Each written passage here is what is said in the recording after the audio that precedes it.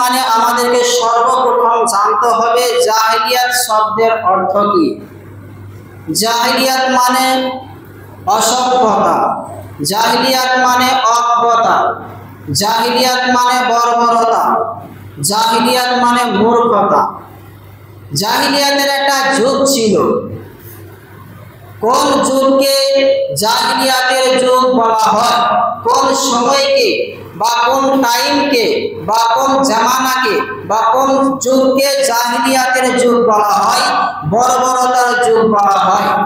নবী সাল্লাল্লাহু আলাইহি ওয়াসাল্লামের আগমনের পূর্বে, আসার পূর্বে যে সময়টা ছিল, যে যুগটা ছিল, যে টাইমটা ছিল, যে জামানাটা ছিল, ওই জামানাকে, ওই সময়কে, ওই যুগকে বলা হয় অন্ধকারময় যুগ।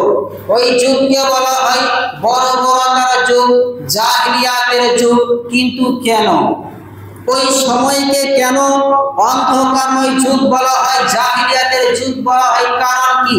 তার একটা কারণ, তার একটা ইতিহাস, তার একটা চিত্র, তার একটা ঘটনা মহান স্রষ্টা আল্লাহ সুবহানাহু ওয়া তাআলা জীবন্ত মুজিজা আল কোরআনের মধ্যে বর্ণনা করেছেন, বয়ান করেছেন।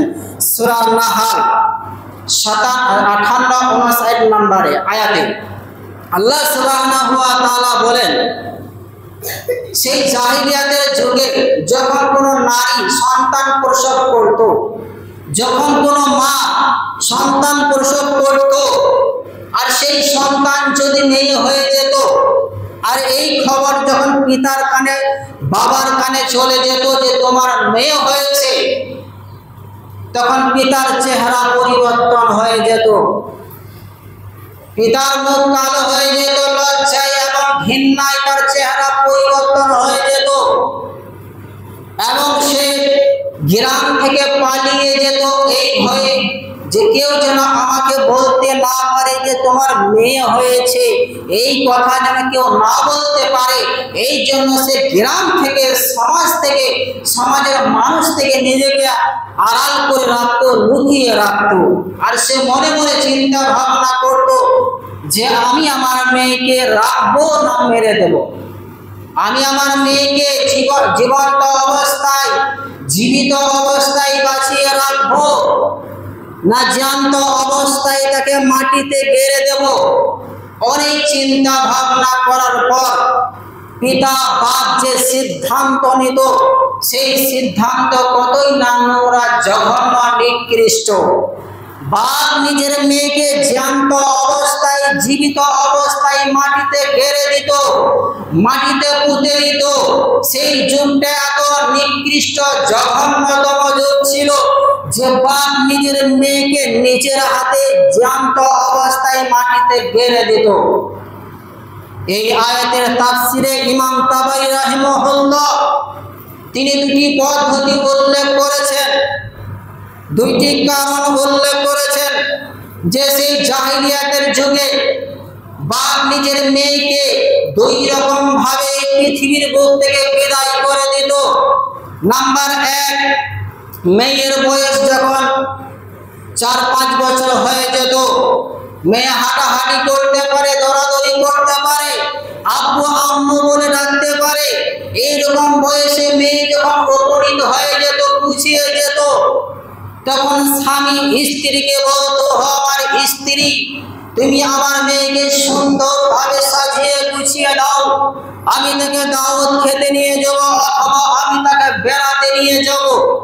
এই কথা শুনে মা তখন মেয়েকে সুন্দরভাবে সাজিয়ে গুছিয়ে দিত। এরপর বাপ নিজের মেয়ের হাতটাকে ধরে ওই মরুভূমিতে চলে যেত। মরুভূমিতে যাওয়ার পর বাপ একটা গর্ত খনন করত, গর্ত খুঁড়ত। গর্ত যখন খনন করা হয়ে যেত, বাপ নিজের মেয়ের হাতে পায়ে দড়ি বেঁধে, হাতে পায়ে রশি বেঁধে সেই গর্তের মধ্যে নিক্ষেপ করে দিত, সেই গর্তের মধ্যে ফেলে দিত। এরপর বাপ একটা বড় ধরনের পাথর নিত। পাথর নেওয়ার পর নিজের মেয়ের মাথাকে কেন্দ্র করে, লক্ষ্য করে পাথর মারত। পাথর মারার সঙ্গে সঙ্গে মেয়ের মাথা চূর্ণ বিচূর্ণ হয়ে যেত। এরপর তার উপরে বালু চাপিয়ে দিত। এটা হলো একটা পদ্ধতি। 2 নম্বর পদ্ধতি হলো মেয়ের বয়স যখন 10-12 বছরে উপনীত হয়ে যেত, 10-12 বছরে পুষিয়ে যেত, তখন বাপ আগে থেকে মরুভূমিতে একটা গর্ত খনন করে আসতো, গর্ত করে আসতো। এরপর বাপ মেয়ের হাতটাকে ধরে ওই গর্তের কাছে যেত। ওই গর্তের কাছে যখন পুষিয়ে যেত, বাপ সেই গর্তের মধ্যে কিছু একটা ফেলে দিত। ফেলে দেওয়ার পর বাপ নিজের মেয়েকে বলতো, আমার আব্বু ও আমার আম্মু, দেখো দেখো গর্তের ভিতরে কি যেন একটা পড়ে আছে।